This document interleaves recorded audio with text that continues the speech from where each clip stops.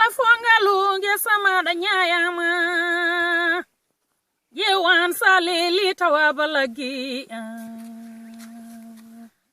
banda men Fatim Samba Diop salmini debbo e gorko suka e mawdo kala do bawda wonde eno gonirda mi wi ma assalamu alaikum jinmi wiide batten hakkillaji e ko bieden ko jantinen e galleji men toppiruden besnguji men coododen besnguji meden di mbele ma Allah riwtanen dido musibbaji dum do ko hendu ko Allah telline meden ndeke kala ko Allah telline ma jagira dum Allah nyaagoden Allah jomiraado subhanahu wa ta'ala to do tellindo e meden o yo riwtanen hendu ha wada wor bandiraɓe tedduɓe nickel mo Nuruddini mo radio imedia ITV mbeɗi yiya banda men guɗo ñaw mbitego corona virus dillini aduna banda men jooɗoɗen galleji men sen jooɗima galleji men ballen ɓesguji men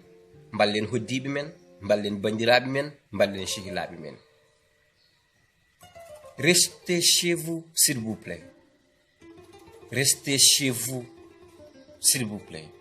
Merci. Commune Bingel Moum, Kan Diallo Elma, artiste chanteur. Je vous transmets un message très important que coronavirus nati ender Sénégal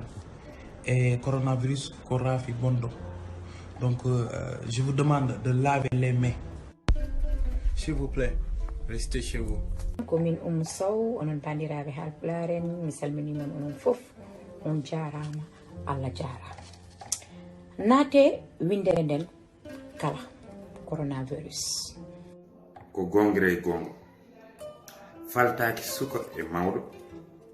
faltaaki debbo e gorko saka bodejo saka balejo ngu ñaw ko ñaw bonɗo barowo saha ngu ñaw ne yoɓo piccali kewɗi e kala saha eɗen mbawi haɓade coronavirus so woni a heddima galle ma mi heddima gallam o heddima galle makko en keddima galleji men ɓe keddima galleji makko corona ko rafi bonɗo daaɓo mo yiɗa dente men ndeno ɗon dente ɗe kumal mariage réception kala ko wawi wonde kala ko dental waɗa koto jeehe toon restez chez vous. Éviter la propagation du Covid-19 coronavirus, nous devons respecter les mesures de prévention dictées par le ministre de la Santé et de l'Action sociale.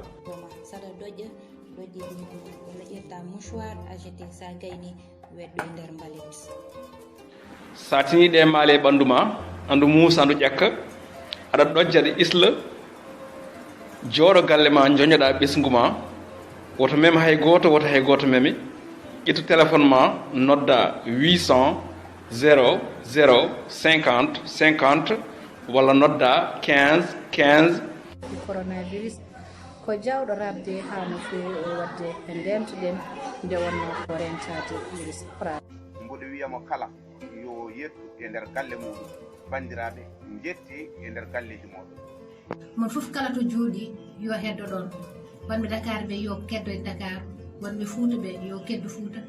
wonɓe Tambacounda wonɓe Saint-Louis wonɓe Thiès mon fof yo heddo sur place. Assalamu alaikum bandiraɓe Issa Ndomman Sy ɗo e nokkam Paris leydi France onon ne kadi bandiraɓe monen mon kala ne wiye kala to woni ene wawi wonirde yo heddo e nokku mum haadi o oɗo saaha min mboɗon jooɗi gallam jooɗoɗe galleji mum min mboɗon jooɗi gallam restez chez vous. Restez chez vous. Restez chez vous. Gaño no dari mo hay goto anda to ummi bandiraɓe gare daroɗen kaɓoɗen oɗon gaño woto folde en ndenten nangodiren laaɓodiren deydi ngam haɓade covid-19. bandiraɓe ko noon eɗen gandi ko kiwi ko mbiɗen ko yen ndeeƴ e galleji men en mbi safrade gila no selli ɓuuri accude ha ñawa safro banda men ballen laamu no walliri en laamu haɓitaye sa añi fiyede jooɗo galle ma min komi jooɗiɗo gallam wadde joɗɗe galle mon restez chez vous moi je suis chez nous qu'est-ce que c'est que ça joɗɗe daɗon joɗɗen daɗen laamu fondirtaake sen jiɗi nguuɗo ñaw iwa ɗo haalaama gooto fof yo dej galle muɗum ngam daɗa e oɗo rafi coronavirus heddo cuuɗi mon restez chez vous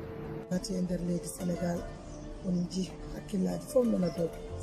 en keeɓi en ɓeydorama ka communautaire uji wadde mbaɗen ko président men wi en ko ngam kisal men cellal men e dandude ɓesmuji men ya bakolo ñool faala e jeygol supplication lawol bandam an kalda sa yiɗi hisde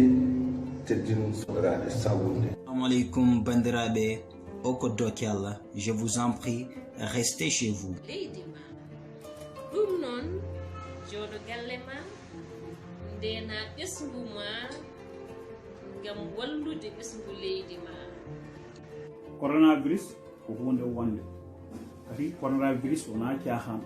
ɗum noon bandiraɓe tillo ene kala moftoɗen ha masque ma dudda jaaha donc ko rentade ɓuuri safrade cellal woni afogol laaɓal kadi woni afo cellal sen jokki e hormade rek kuule biyade ɗe sen jokki kadi e hormade enen mbaɗat sauvé pays mbaɗen sauvé ɓeɓe cellani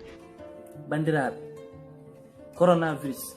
walla mbiya covid 19 ko rafi jawɗo rabde wadde noon jooɗoɗe galleji mon bandiraɓe keddoɗe galleji mon min mi heddima galle amen onon ne keddoɗe galleji mon ɓenni moni kala yo tinno ha to galle mum min de min kante mi hatti gallam andi haali ni ɗum noon jottuɗe mum fof de galle mumen ma wonko walli jooɗe galle ma min mbiɗmi jooɗi e gallam sabu lillahi wa rasulihi jooɗoɗen e galleji he ngam mbawen rewtude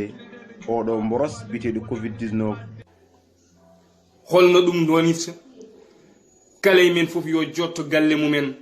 ha Allah runtinanen oɗo musiba gonen galleji men restons chez nous. noppi maladi puɗata koye hoore maladi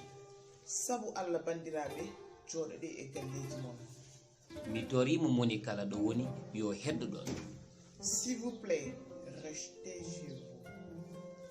vous ngam dadde e nguɗo rafi ko goto fof etade e wajjikinade ɗum noon ballodiren ngam mbawen rimde